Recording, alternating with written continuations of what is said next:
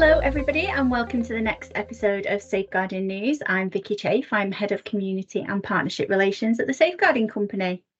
Hello, I'm Luke Ramsden. I'm Deputy Head at St Benedict's School and I'm Chair of the Safeguarding Advisory Panel for the Safeguarding Company.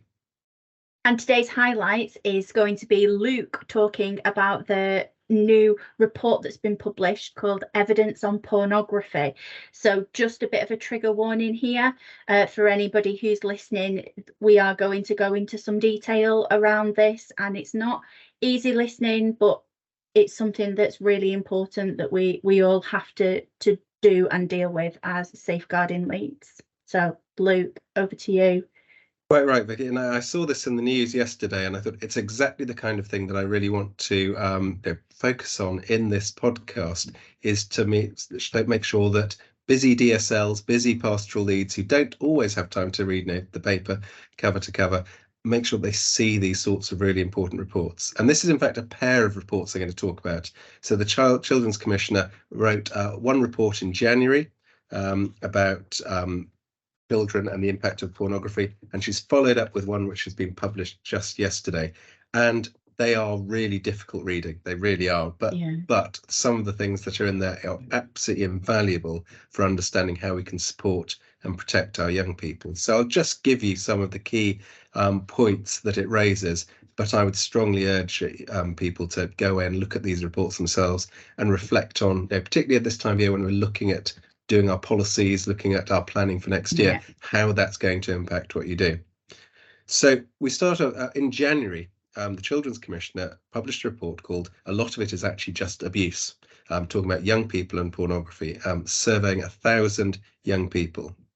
And it starts off with just some really, not good facts, some really worrying facts. And it has a very useful information sheet, which is the kind of thing that you might actually, pushing out to parents, pushing out to members of staff on this might be a very useful thing to do. But just to start off, it said 50% of young people under the age of 13 said they had sought out pornography, 38% that said they had stumbled upon it. And the average age of children seeing pornography online is 13 years old. So I think that will be a lot lower than many teachers and certainly a lot of parents would think. 43% of 16 to 21-year-olds said they agreed with the statement, young people mainly view online pornography due to peer pressure or to fit in. So a lot of these people don't even, not thinking they're enjoying it, they just want to sort of fit in. So that peer pressure element is a worrying fact. And 51% of aged 16 to 21 said they've been sent or shown an some explicit content involving someone they knew in real life. So this is sexting and the prevalence of those sorts of things. And so this is a really big worry, and it raised these big worries.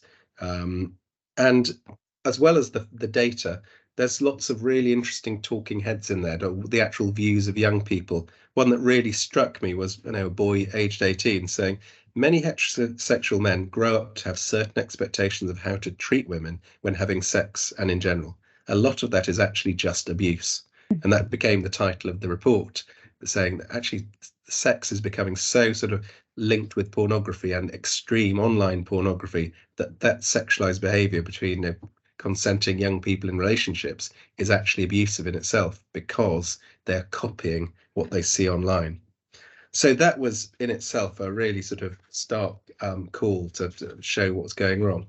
And the report published yesterday is even more striking in what it says to us as pastoral leaders and safeguarding leads in schools.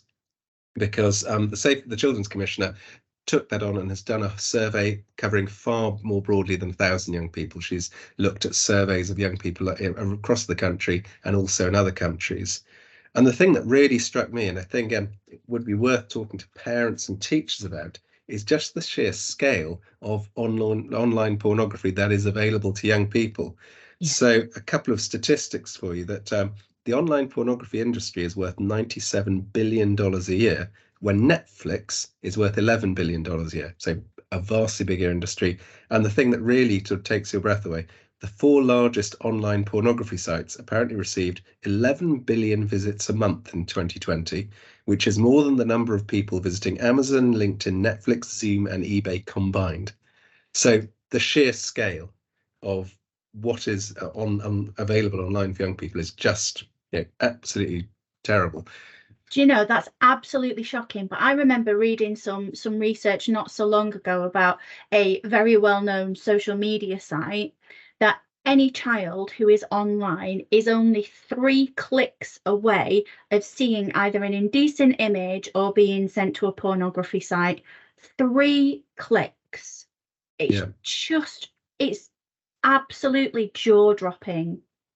And so that's the thing. Well, it's very, particularly for parents, I think, it's very difficult for them to imagine they're lovely, darling, innocent children just being constantly accessing pornography. But it is clearly happening, and at younger and younger ages. And the report actually as well, something again you could talk to parents and staff about. It talks a bit really interesting about how it works. Why does it hook these young people in? And it talks about the marketing model that they very deliberately use.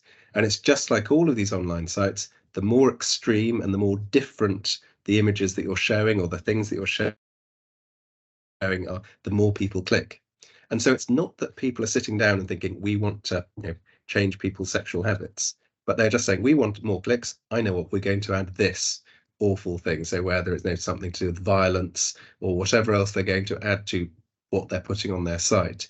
And so to entirely would seem to be almost sleepwalking, just because of the business models of online pornography creators, sleepwalking into a world in which all these young people are being more and more sexualized and also leading to more and more abusive sexual practices. And this is just happening. And it is in everybody's phone, and every day it is happening with young people. So it strikes me the key thing that we've got to understand the scale of the problem and not try and hide it away, and also think very hard about what we're doing to stop it. So the report itself from the Children's Commission, it focuses on saying that their recommendation is to make sure that the current government online safety bill is passed. And that's focusing on stopping people accessing pornography. And that's clearly a very good idea. But clearly as schools, we need to think now, what are we going to do? What are our responses? And I think the key paragraph for me is it talks very sensibly about the importance of RSE. And I know it's something that's been talked about before, but I think in terms of talking to parents and talking to staff about why this is so important, why it should be a central feature of your education at your school, it's saying what a big problem we're facing as schools. And it's quite right to say, I'll just quote from the report, RSE should form part of a whole school approach to sexual harassment and violence prevention. And it is a vital element of preventing harmful sexual behaviour. And that seems to be exactly right. And it says every school should have a policy for preventing sexual harassment and violence. And I think given its prevalence, going from Everyone's Invited, the Ofsted report on sexual violence in schools, everything is pointing in the same direction. And so I think schools having a specific policy to address this is important. And also to sort of the elephant in the room slightly, because I think some people do object sometimes to saying, where are these problems coming from? And it is worth saying that in terms of actual offences caused by young children, young people getting involved in child sexual assault, 97% of them are men. Yeah. And so, absolutely, we don't just want to say all men are potential sex offenders. It's absolutely true that you don't want to just, be unfair to boys, but it also is also the case that there is one group where this is being the problem. And so it is important that schools do address it openly, honestly, and actually look to see what they can do to deal with this. But just to say again, the links to both these reports will be with the podcast, but I would strongly recommend it's not a great fun read, but it is something that any school leader should be reading, making sure it absolutely shows why it's such a central part of what all schools should be teaching. Absolutely. And as you said, the timing's perfect at the moment because everybody will be planning their insets and getting ready for the next academic year, and actually implementing a new policy. Now is the time to do that. And then in September, when you have your inset day, you can make it a focus, but you can also look at what training you can put in place for your staff, because in the podcast that we were talking about last week, we were saying about the fact that we're expected to teach RSE, but we're not giving the right training, and actually in some cases we might be doing more damage than good.